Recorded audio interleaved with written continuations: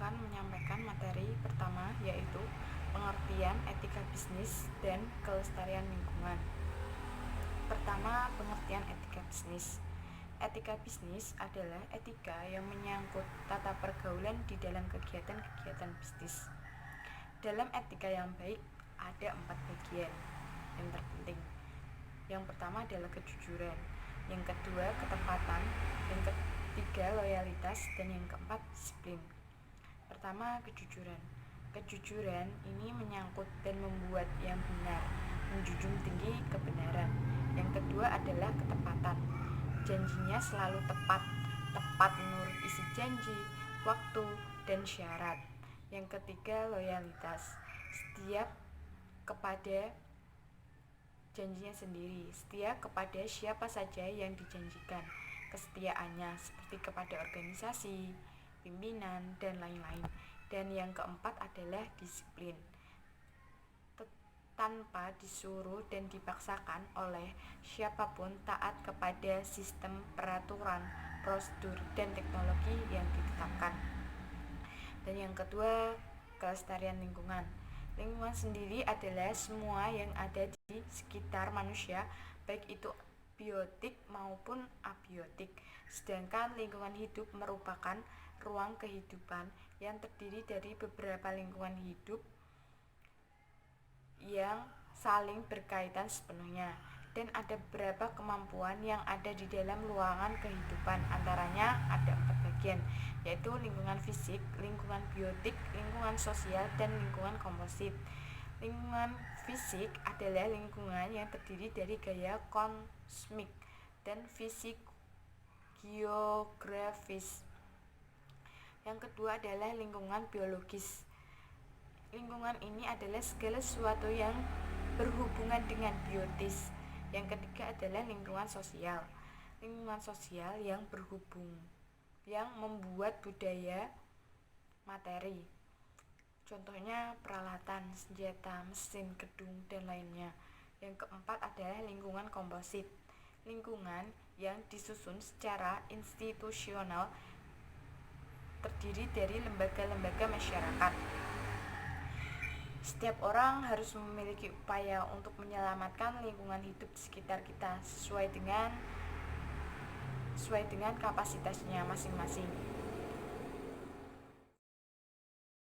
Yang kedua adalah hubungan antara etika bisnis dengan kelestarian lingkungan.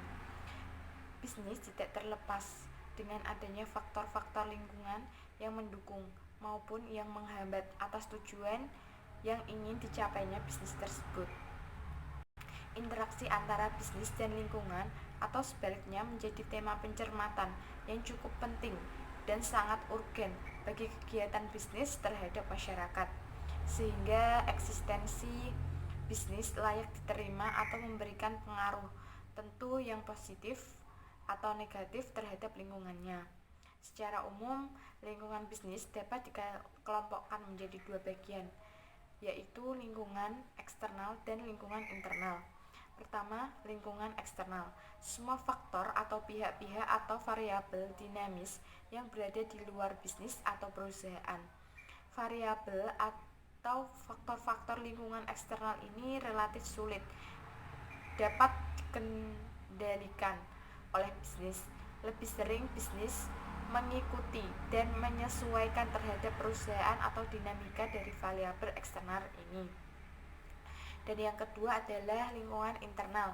Sejumlah faktor, variabel atau atribut yang melekat pada variabel atau faktor tersebut yang berada di lingkungan bisnis yang cukup langsung mempengaruhi bisnis. Penyusunan strategi yang secara garis besar terdiri dalam 4 bagian. Pertama, strength atau kekuatan. Kedua, weakness atau kelemahan. Yang ketiga, opportunity atau peluang. Yang keempat, threaten atau tantangan. Pertama, strength atau kekuatan adalah untuk menentukan dan menyusun strategi perusahaan sehingga substansi ini benar-benar sesuai dengan fakta. Yang kedua adalah weakness atau kelemahan, untuk menjamin keputusan manajerial lebih akurat berdasarkan fakta.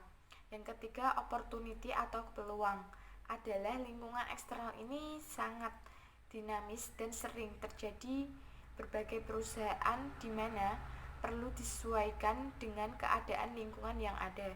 Yang terakhir adalah treatment atau tantangan. Tantangan ini adalah keadaan lingkungan eksternal yang merupakan tantangan yang dihadapi perusahaan yang diprediksi akan menghambat keberhasilan perusahaan.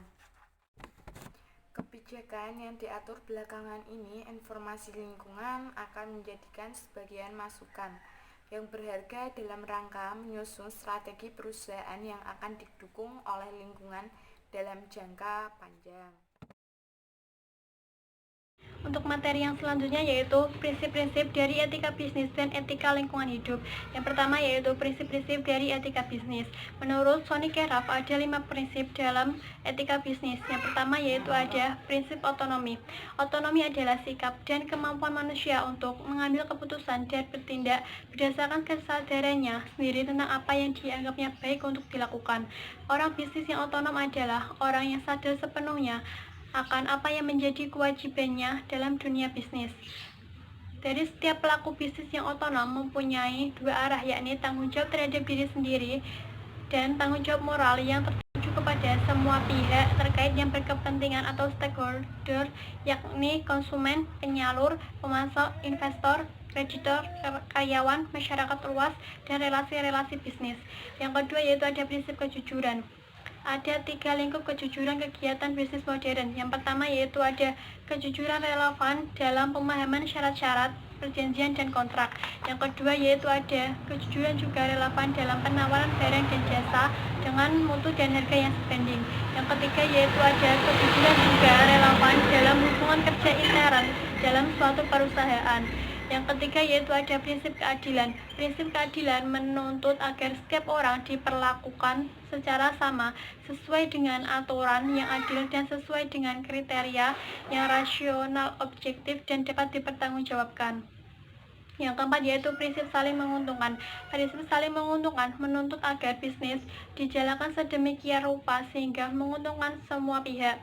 Yang kelima yaitu ada prinsip integritas moral. Prinsip ini merupakan tuntutan dan dorongan dari dalam diri pelaku dan perusahaan untuk menjadi yang terbaik dan dibanggakan. Yang selanjutnya yaitu ada prinsip-prinsip etika lingkungan. Yang pertama yaitu ada sikap hormat terhadap alam. Secara khusus sebagai pelaku moral, manusia mempunyai kewajiban moral untuk menghormati kehidupan, baik pada manusia maupun makhluk lain dalam komunitas ekologi seluruhnya. Yang kedua yaitu ada prinsip tanggung jawab. Manusia sebagai bagian dari alam semesta bertanggung jawab pula untuk menjaganya. Tanggung jawab ini bukan saja bersifat individual tetapi juga kolektif. Kelestarian dan kerusakan alam merupakan tanggung jawab bersama seluruh umat manusia. Yang ketiga yaitu ada solidaritas kosmis. Prinsip ini bisa mendorong manusia untuk menyelamatkan lingkungan dan semua kehidupan di alam ini. Yang keempat yaitu ada prinsip kasih sayang dan kepedulian. Prinsip ini tidak didasarkan pada pertimbangan kepentingan pribadi, tetapi semata-mata demi kepentingan alam. Dengan semakin peduli dengan alam, maka manusia menjadi semakin matang dengan identitas yang kuat. Yang kelima yaitu prinsip no-harm. Terdapat kewajiban, sikap solider dan kepedulian, paling tidak dengan tidak melakukan tindakan yang merugikan atau mengancam eksistensi makhluk hidup lain di alam semesta ini.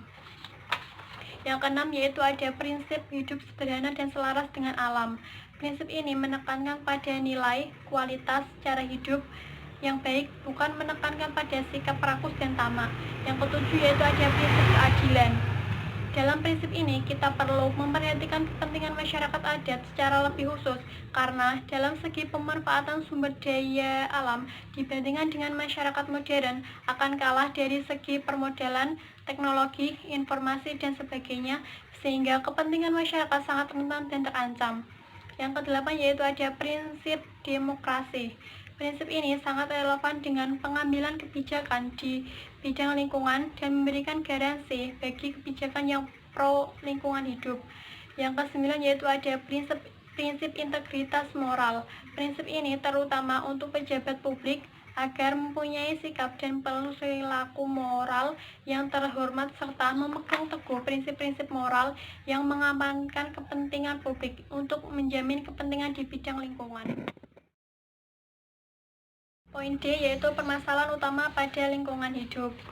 Pada zaman sekarang, masalah lingkungan hidup sudah mencapai suatu taraf global, terutama pada 6 masalah yang dengan jelas menunjukkan dimensi global itu, yaitu akumulasi bahan beracun, efek rumah kaca, kerusakan lapisan ozon, hujan asam, deforestasi dan penggurunan, dan kematian bentuk-bentuk kehidupan.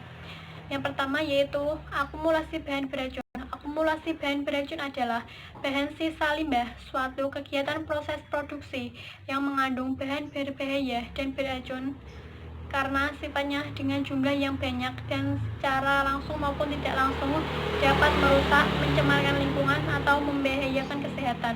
Yang kedua yaitu ada efek rumah kaca. Efek rumah kaca adalah naiknya suhu permukaan bumi. Panas yang diterima bumi karena penyinaran matahari terhalang oleh partikel-partikel gas yang dilemparkan dalam atmosfer oleh ulah manusia sehingga tidak bisa keluar. Yang ketiga yaitu perusakan lapisan ozon. Kerusakan lapisan ozon mengakibatkan radiasi ultraviolet dari matahari bisa mencapai permukaan bumi yang akan membawa pengaruh negatif terhadap kesehatan dan kehidupan manusia pada umumnya di bumi. Yang keempat yaitu hujan asam. Hujan asam adalah asam dalam emisi industri bergabung dengan air hujan yang mencemari daerah yang luas, merusak hutan dan pohon-pohon lain, mencemari air danau, merusak gedung-gedung, dan sebagainya. Yang kelima yaitu ada deforestasi dan penggurunan. Penebangan hutan atau deforestation secara besar-besaran mempunyai dampak penting atas lingkungan hidup, karena dengan demikian maka salah satu fungsi hutan yakni meresap karbon dioksida yang disebabkan oleh pembakaran bahan-bahan bakar fosil yang menyebabkan terjadinya efek rumah kaca menjadi terancam. Yang ketiga yaitu keanekaan hayati. Keanekaan hayati adalah jenis-jenis kehidupan atau spesies yang ada di bumi yang memiliki makna yang sangat penting untuk segala aspek kehidupan manusia seperti makanan, obatan, dan sebagainya. Ya, lanjut saja kepada materi yang kelima yaitu tantangan globalisasi dalam pelestarian lingkungan. Globalisasi layaknya seperti keping uang logam yang memiliki dua sisi yang sangat bertolak belakang satu sama lain. Globalisasi itu di satu sisi memberikan dampak positif dan di sisi lain memberikan dampak negatif. Dan salah satu dari dampak negatif globalisasi berimbas pada masalah lingkungan. Ada serangkaian proses yang harus dilewati untuk menuju pada tahap perusakan lingkungan akibat globalisasi, yang pada umumnya terjadi di negara-negara berkembang. Dengan semakin menipisnya batas-batas negara karena doktrin kepahaman globalisasi yang menuntut setiap negara jika hendak menjadi negara maju, maka harus membuka selebar-lebarnya bantuan-bantuan kerjasama yang ditawarkan oleh pihak asing. Ini membuat investor asing berlomba-lomba untuk menanamkan modal pada negara-negara berkembang, sehingga kemudian membuat maraknya perindustrian di negara berkembang tersebut. Dalam dunia industri, bahan mentah adalah salah satu hal penting untuk menjalankan suatu roda perindustrian. Dan rata-rata bahan mentah itu terdapat pada negara berkembang, yang dimana kekayaan alamnya yang subur. Namun negara berkembang terkendala dalam melakukan proses pengolahan sumber daya tersebut, sehingga negara-negara berkembang membutuhkan suntikan dana dan jasa dari negara-negara maju. Namun sangat disayangkan bahwa berbagai bantuan dana dalam bentuk pinjaman maupun hibah oleh negara maju tersebut sebagai besar dengan untuk membeli teknologi di negara maju tersebut. Dengan kata lain, pinjaman dari negara maju kembali masuk kepada negara maju tersebut.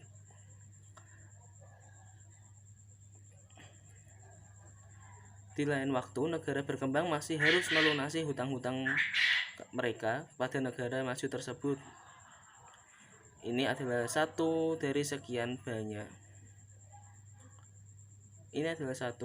banyak bentuk kerjasama di era globalisasi antara negara maju dan negara berkembang yang sangat secara tidak langsung merugikan negara-negara berkembang. Ya, selanjutnya yaitu pandangan Islam terhadap pelestarian lingkungan. Ini bab 6 ya.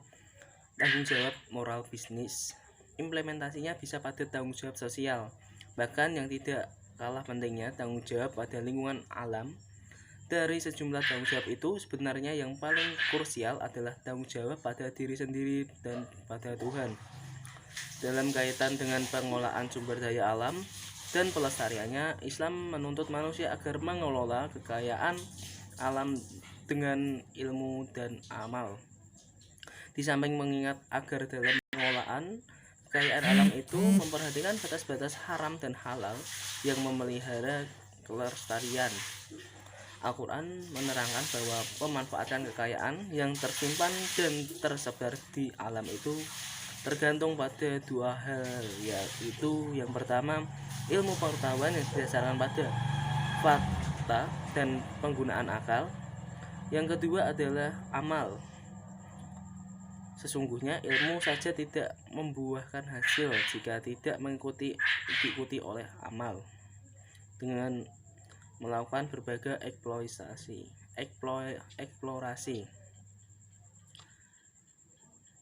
Pada dasarnya, Islam sangat menekankan agar kaum muslimin mau menggali kekayaan alam yang tersembunyi di dalam bumi. Nikmat kekayaan itu perlu diekspor dengan menggunakan berbagai ilmu sesuai dengan spesialisasinya masing-masing. Tergantung pada kekayaan apa yang digunakan untuk kesejahteraan manusia. Di antara bentuk syukur itu adalah menjaga dari kerusakan, kehancuran populasi dan lain-lain yang tergolong sebagai kerusakan di muka bumi. Pada betapa besar perhatian Islam terhadap masalah lingkungan, baik terhadap makhluk hidup maupun mati. Namun demikian, perhatian tersebut diiringi ancaman bagi orang-orang yang tidak bersyukur.